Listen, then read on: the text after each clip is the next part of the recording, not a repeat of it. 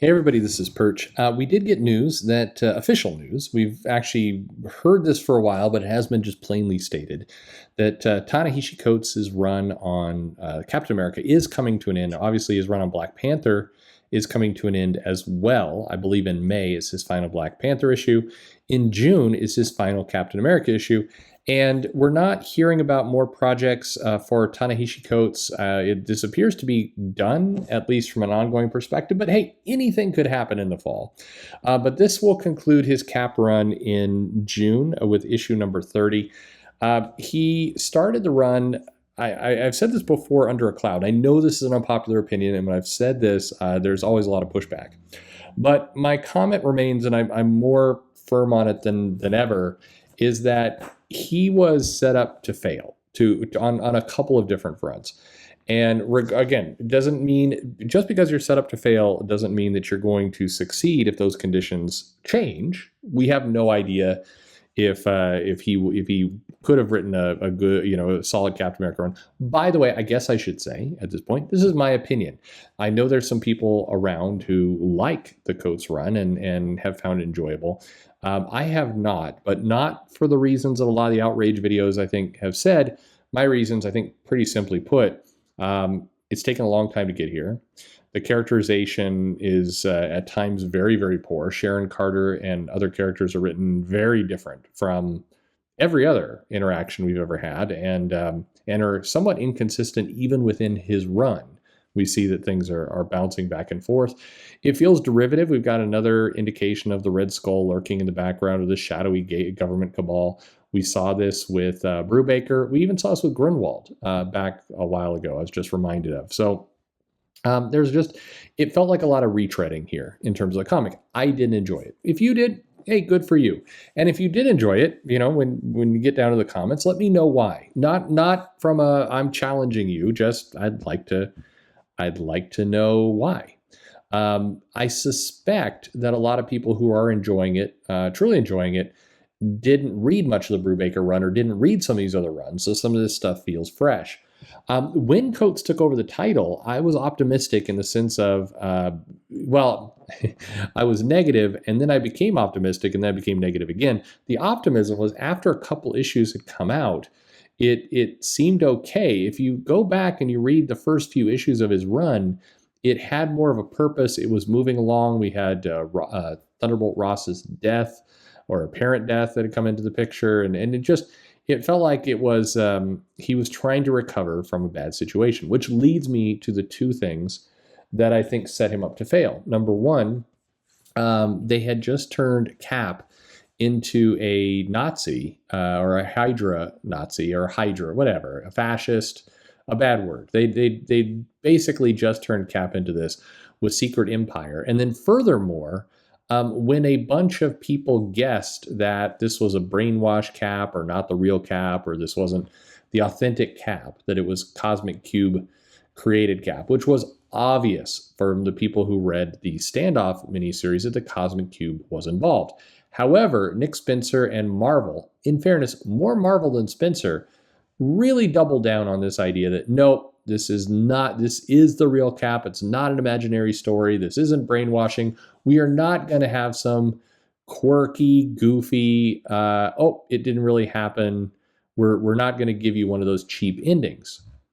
They then proceeded to give us Secret Empire, which had multiple cheap endings, best perhaps expressed by a Inhuman character vomiting out a cosmic cube, literally vomiting. This is not me, borrowing words from other things. This Inhuman character, which was introduced in Secret Empire, vomited out the cosmic cube, which they then used to bring another Captain America out to life, who was the good Cap, who wasn't the evil fascist Hydra Cap.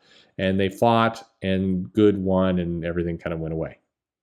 That was I still don't understand, because I've talked to people at Marvel recently who really want to die on this hill that was not a cheap ending. It absolutely was a cheap ending. I'm sorry. It's like when your Deus Machina involves a vomiting Inhuman, yeah, it's a cheap ending. Sorry.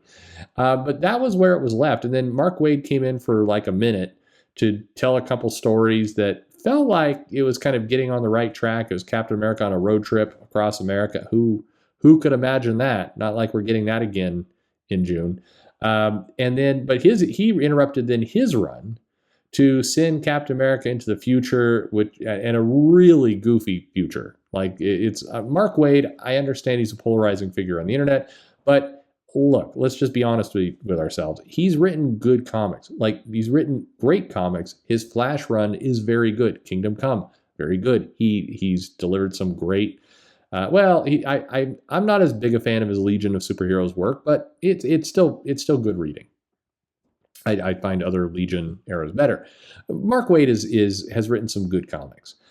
This isn't the best of them, but still there was at least some optimism. He was off to a right track, and then they had that very weird Ancestor of Cap future storyline that was just not good, and that led straight into Ta-Nehisi Coates and his run. Had like I said, I was negative for another reason. Here's the second reason why I think he was set up to fail.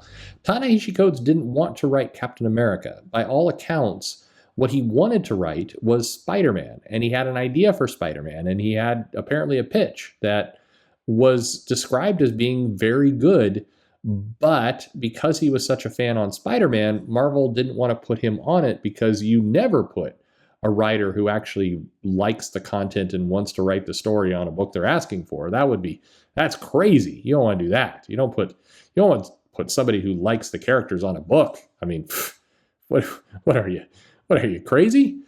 So instead, they gave him Captain America, a book he didn't really want to do, and it feels like it shows. The comic, at least to me, feels tiring, and it feels like homework for Coates. So all things said, he's ending his run in June. Issue number 30. The Red Skull's involved, and the threat is real, and he's coming back. And unfortunately, this is Captain America. It's the 80th anniversary of Cap. And I've come to a conclusion. And by the way, if you've heard my other videos, you know this won't sound like me. This is not what I normally agree to or think is a good idea. I would have very much been in favor of them taking Cap and just stop. Just stop. After the Spencer run, just take a couple of years off. Put the character on the shelf. Don't do a comic for a year or two. Take a break.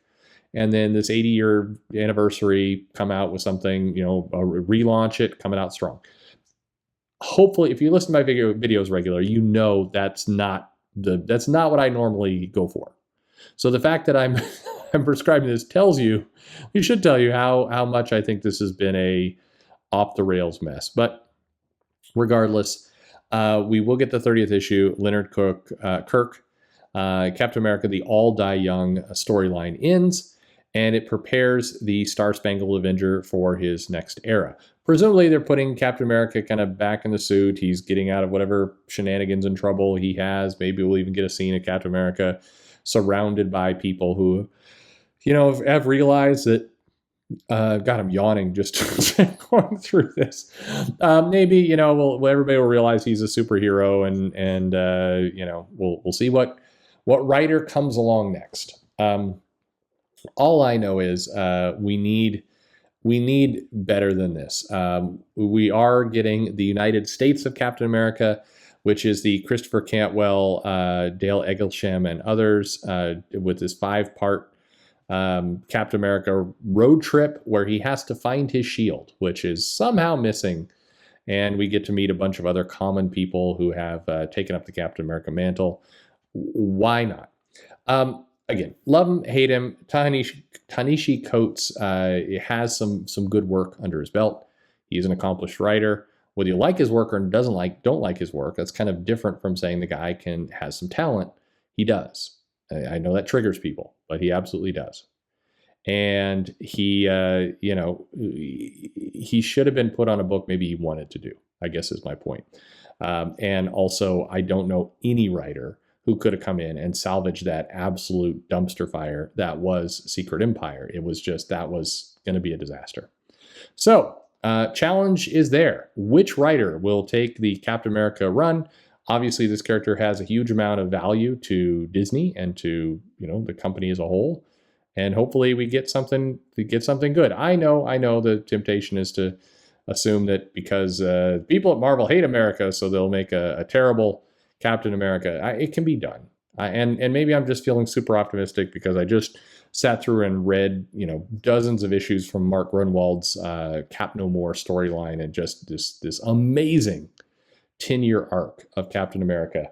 It is the 80th anniversary, and we know a good Cap story can be done, so let's just make it happen. But again, let me know if maybe you have a different opinion. You like the Coates run. I'd love to hear why. Again, not challenging you. I just would legitimately give me some positivity. Give me the happy memories of why you liked this run and what you liked about it. If you hated this run, are you looking forward to the reboot? Who do you want on this book? Let me know your thoughts on that too. Otherwise, hey, like and subscribe, and thanks for listening.